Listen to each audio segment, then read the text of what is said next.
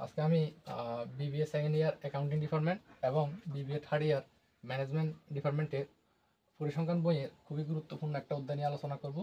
অধ্যায়টার নাম হচ্ছে price index, অর্থাৎ মূল্য সূচক। এই মূল্য সূচক অধ্যায় থেকে প্রত্যেক বছর 10 মার্কের প্রশ্ন হয়ে থাকে। খুবই গুরুত্বপূর্ণ একটা অধ্যায়। তো আমিও যখন নিজে সেকেন্ড ইয়ারে ছিলাম তখন এই প্রশ্নগুলোর এই অধ্যায়ের ফর্মুলাগুলো নিয়ে সবসময় কনফিউশন কাজ করতো, যে কখন ফি এন কিউ জিরো, কখন ফি জিরো কিউ জিরো। মানে এই 5টা ফর্মুলায় দেখেন সবগুলো প্রায় কাছাকাছি সেম। তো বেশিরভাগ স্টুডেন্টরাই এই সূত্রগুলোর মধ্যে এলোমেলো করে ফেলে, যে কখন কোনটা হবে, কখন উপরে হবে, কখন কোনটা নিচে হবে। তো আমি আজকে এই ফর্মুলাগুলো খুব সহজে এবং সহজ টেকনিকে মাথায় রাখার জন্য একটা কৌশল দেখাবো। যদি আপনারা শেষ পর্যন্ত দেখেন, আশা করি এই 5টা ফর্মুলা আপনার কাছে খুবই সহজ মনে হবে।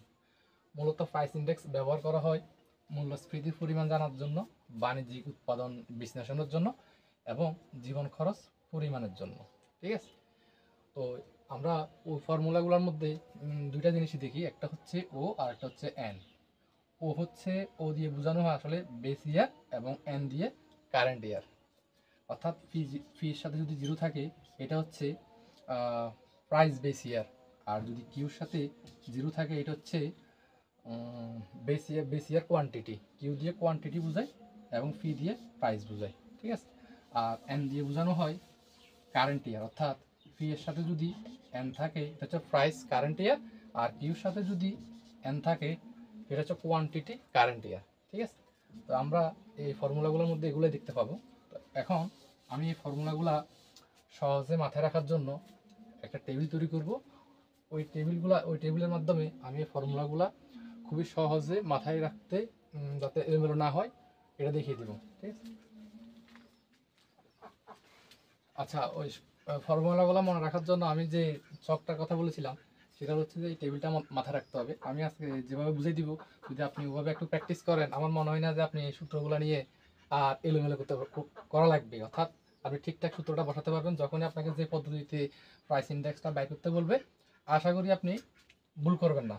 তো প্রথম হচ্ছে, এই দুটোকে আমার প্রশ্নে দেওয়া থাকবে, পরীক্ষার প্রশ্নের মধ্যে আমাকে দুটো দেওয়া থাকবে, অর্থাৎ কমোডিটি অর্থাৎ পণ্য, আর হচ্ছে যে প্রাইস এবং কোয়ান্টিটি।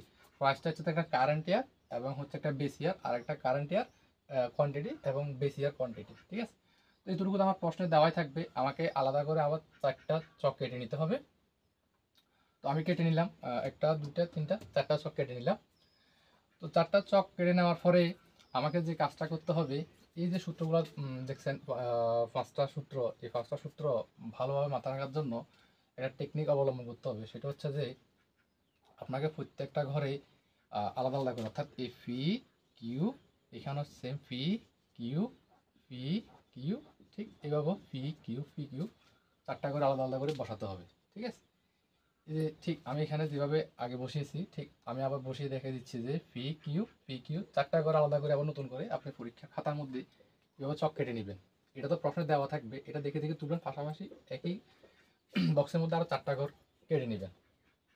তো যেটা বলছিলাম, পি কিউ 4টা করে আপনি 4বার লিখবেন। লেখার পরে যেটা আসলে মূল কথা হচ্ছে, এই যে একটা কথা দেখতেছেন, একটা শব্দ যেটা হচ্ছে যে নুন নন। ঠিক আছে? নুন এবং নন, এই সংখ্যাগুলা আপনি যে ফি কিউ 4বার লিখছেন, এই সংখ্যাগুলা প্রত্যেকটার পাশাপাশি আপনি বসাবেন। দেখেন আমি এখানে প্রথম অক্ষর হচ্ছে এন, তাহলে এখানে এন দিলাম, তারপর হচ্ছে ও, তারপর ও দিলাম, তারপর আবার আছে ও, আবার ও, আবার ও আছে, আবার ও, আবার হচ্ছে এন। ঠিক আছে? এরপর হচ্ছে আবার এন, আবার হচ্ছে ও, আবার হচ্ছে এন। ঠিক আমি নিচের কলামে যেভাবে আগে আগে থেকে লিখে রেখেছি ঠিক ওইভাবে আমি বসালাম। আপনি ঠিক এই যে নুন এবং নন যে কথাটা লেখা আছে, ঠিক আপনি এইভাবে লিখে দিবেন। লেখার পরেই এগুলো দ্বারা কি বোঝাচ্ছে, অর্থাৎ ফি এন এর সাথে কিউ জিরো গুণ অবস্থা আছে, ফি জিরোর সাথে কিউ জিরো গুণ অবস্থা আছে এবং ফি এন এর সাথে কিউ এন গুণ অবস্থা আছে। ঠিক ফি জিরো এবং কিউ এন এর সাথে গুণ অবস্থা আছে। অর্থাৎ এই যে আমাদের 1999 এবং হচ্ছে 2000, 1999টা হচ্ছে ফি জিরো, অর্থাৎ কি বেস ইয়ার, আর 2000টা হচ্ছে ফি এন, অর্থাৎ কারেন্ট ইয়ার। এই যে প্রাইসটা একটা আছে বেস ইয়ার, একটা কারেন্ট ইয়ার, কোয়ান্টিটিটা প্রাইস ইয়ার, বেস ইয়ার এবং কারেন্ট ইয়ার। এই যে ফি এন, অর্থাৎ এই ফি এন এর সাথে কিউ জিরোর গুণ, অর্থাৎ 3 × 15। অর্থাৎ এটার সাথে এটা গুণ, এটার সাথে এটা গুণ, এটার সাথে এটা গুণ। ঠিক একইভাবে এখানেও পি জিরোর সাথে কিউ জিরো, পি জিরোর সাথে কিউ জিরো গুণ পি জিরোর সাথে এই যে পি জিরো 2 এবং কিউ জিরো 5, 5 দুগুণা 10। ঠিক এই ঘরও একইভাবে।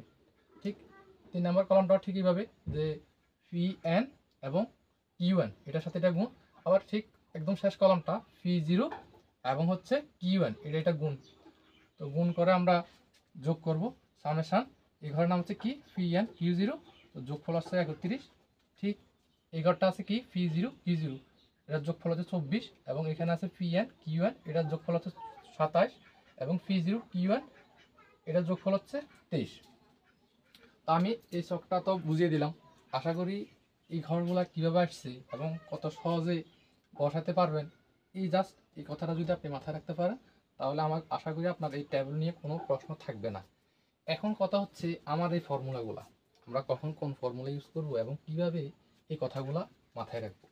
দেখেন এখানে হচ্ছে 5টা মেথড আছে, একটা হচ্ছে লেসপিয়ার ইন্ডেক্স মেথড, একটা ফিশার্স ইন্ডেক্স মেথড, একটা দরবেশ অ্যান্ড ব্রাউলি মেথড, আর হচ্ছে ফিশার্স ইন্ডেক্স মেথড, আর হচ্ছে Marshall and Edward index method.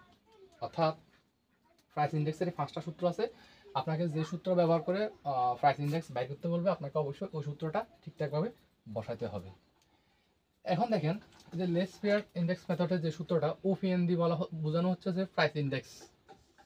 আচ্ছা, এখন লেসপিয়ারের যে সূত্রটা আছে এটা হচ্ছে summation P N Q zero divide by P zero Q zero into 100। এই যে আমার দেখেন তো পি এন কিউ জিরো কোথায় আছে, পি এন কিউ জিরো প্রথম কলামে, তারপরটা কি পি জিরো কিউ জিরো, এই যে পি জিরো কিউ জিরো। তাহলে আমি এই ঘরকে ধরে নিলাম 1, এই ঘরকে 2, এই ঘরকে 3 এবং এই ঘরকে 4। তাহলে কি দাঁড়ালো, আমার প্রথম উপরে আছে কি পি এন কিউ জিরো এবং নিচে আছে পি জিরো কিউ জিরো, তাহলে 1/2। তাহলে আমি সূত্রটা নিজের বোঝার সুবিধার্থে এভাবে ভাগ করে নিলাম যে 1/2, অর্থাৎ প্রথম কলাম ভাগ 2 ইন্টু 100। তাহলে অর্থাৎ আমাকে সূত্রটা মাথায় রাখতে হচ্ছে না যে উপরে গিয়ে নিচে কি। আমি যদি এই টেবিলটা ভালোভাবে মাথায় রাখতে পারি এবং নাম্বারিংগুলো যদি ঠিকঠাক করে বসাতে পারি, তাহলে এটা হচ্ছে 1, এটা 2, তাহলে 1/2 ইন্টু 100 এটা হচ্ছে কিসের সূত্র, লেসপিয়ার প্রাইস ইন্ডেক্সের সূত্র। ঠিক একইভাবে ফিশার্স ইন্ডেক্স মেথডটা সেম, উপর হচ্ছে পি এন কিউ এন, এই যে পি এন কিউ এন এবং নিচে হচ্ছে পি জিরো কিউ এন। ঠিক আছে, তাহলে আমার পি এন কিউ এন কত নাম্বার আছে, 3 নাম্বার, এবং পি জিরো কিউ এন কত নাম্বার আছে, 4 নাম্বার, তাহলে 3/4। তাহলে আমি ফিশার্স ইন্ডেক্সের মেথডের সূত্রটা কীভাবে মনে রাখবো, জাস্ট এখান থেকে টেবিলে যদি মাথা ভালোভাবে রাখতে পারেন তাহলে 3/4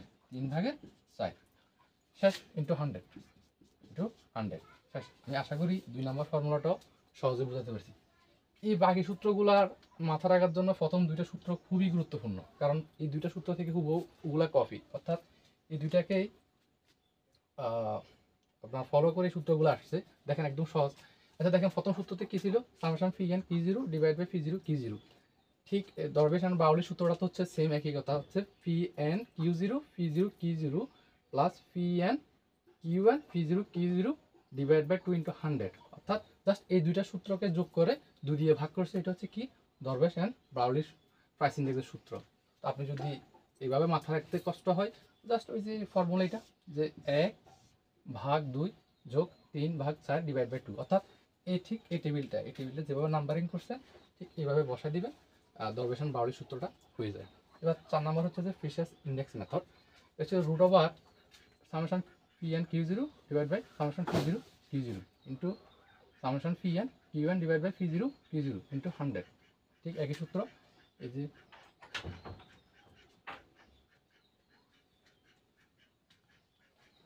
ঠিক মার্শাল অ্যান্ড এডওয়ার্ডের সূত্রটা একই, just P N Q zero plus P N Q N divide by P zero Q zero plus P zero Q N into 100। এটা হচ্ছে প্রাইস ইন্ডেক্স ফর্মুলা সূত্র। আশা করি আমি সহজে বোঝাতে পেরেছি।